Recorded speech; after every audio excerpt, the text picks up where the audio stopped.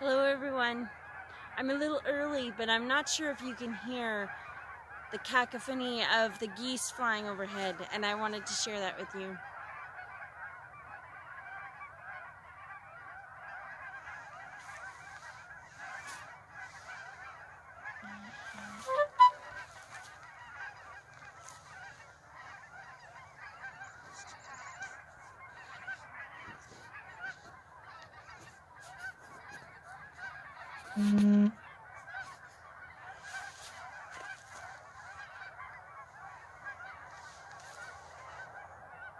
It's Reverend Deanna Cox, and like I said, I signed in a few minutes early.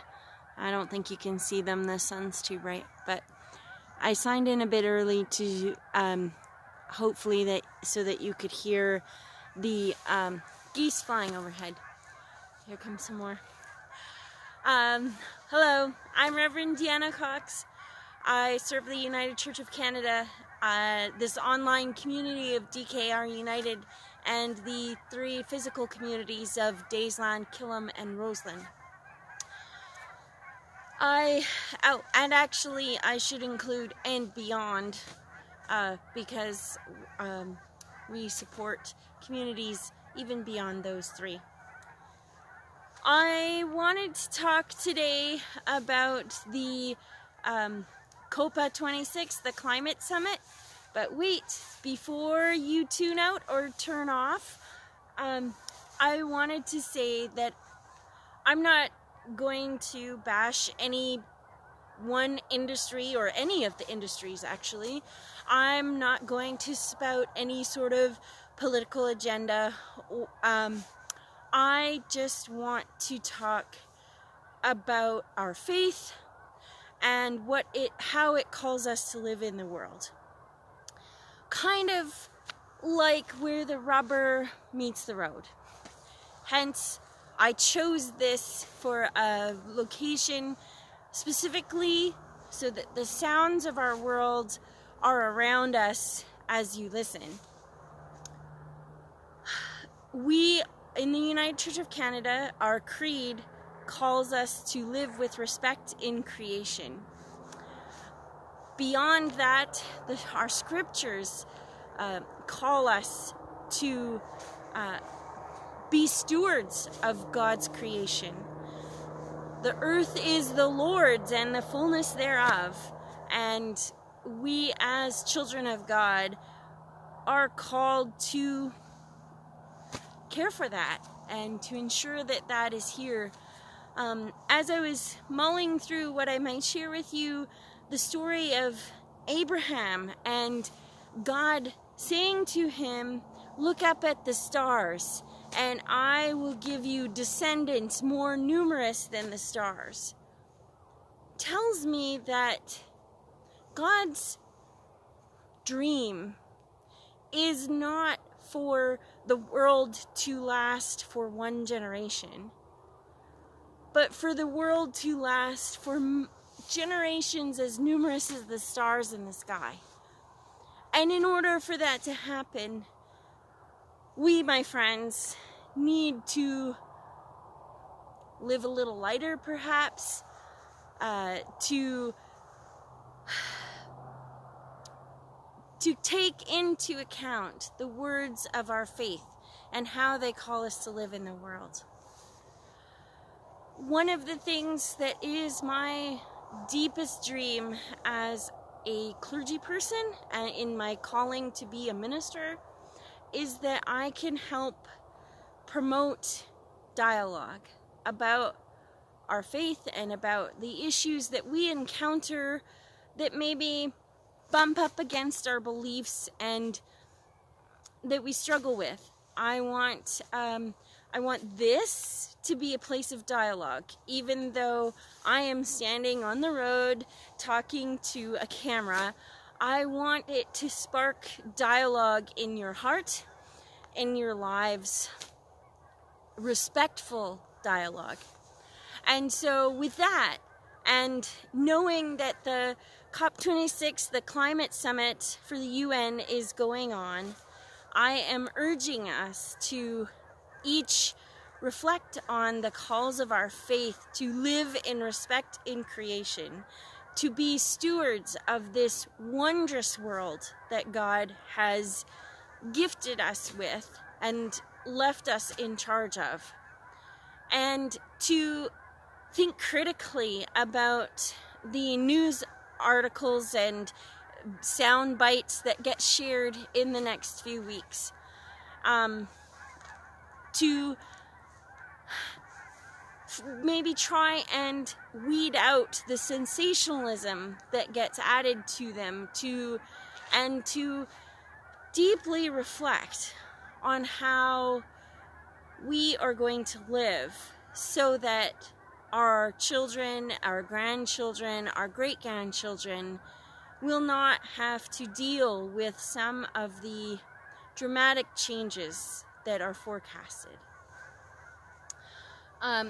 The other day I was listening to a CBC radio episode about interviewing a woman from BC who is a tree expert and has written a book about the Society of Trees and all the amazing things that we have learned about trees.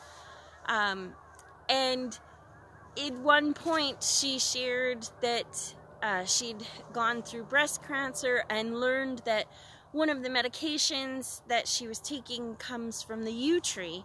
And so she went out into the forest and actually found some yew trees and said thank you. And recognizing that a healthy forest system will provide us with better medicines and help us heal as people.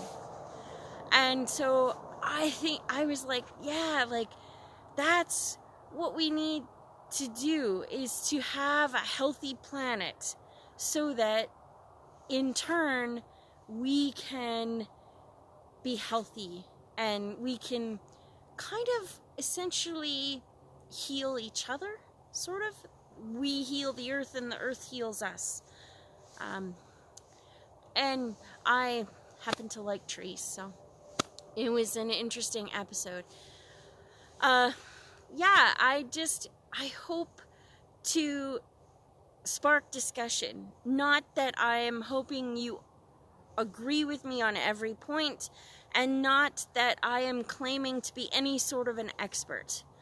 I think one of our calls as leaders of faith is to be a bit prophetic, meaning to hold up things to spark discussion. And I've longed for a time where we can dialogue about where our faith meets the road, where our faith bumps up against things we encounter in our day-to-day lives.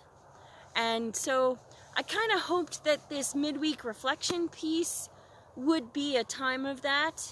And so today, rather than focusing on our scriptures that are coming for this week, I thought I wanted to talk about this and lift up the climate summit and urge you to think critically and to dialogue with your friends and family and colleagues and stranger and social media.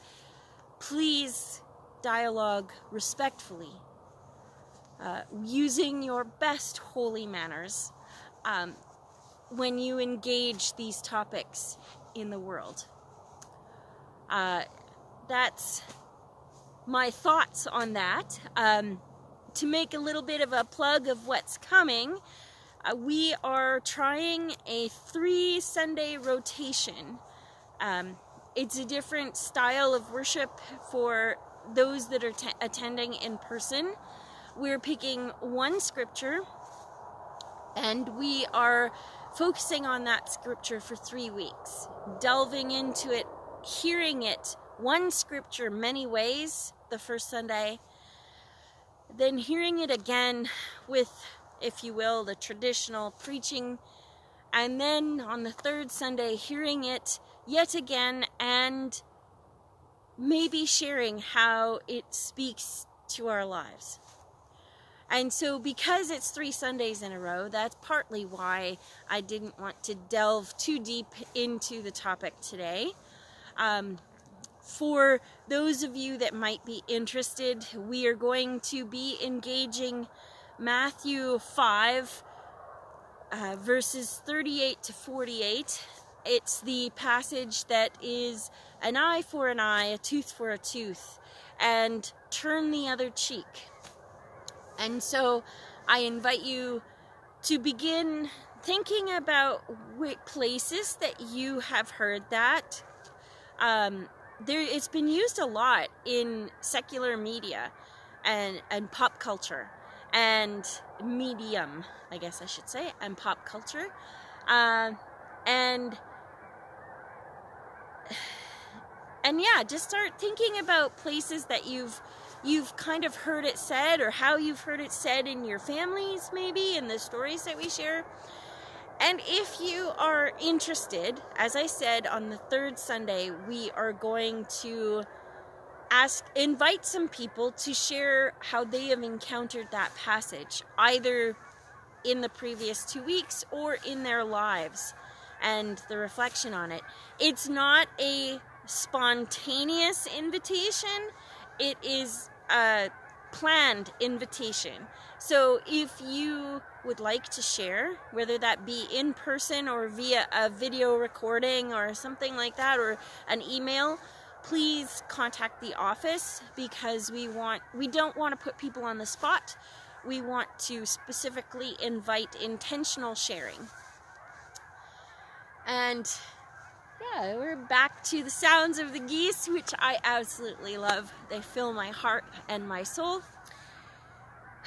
And so, friends, with that, I will bid you adieu and invite you to continue joining us for a midweek reflection, and to reflect on ways that the rubber meets the road in your faith and in your lives. Take care. God bless.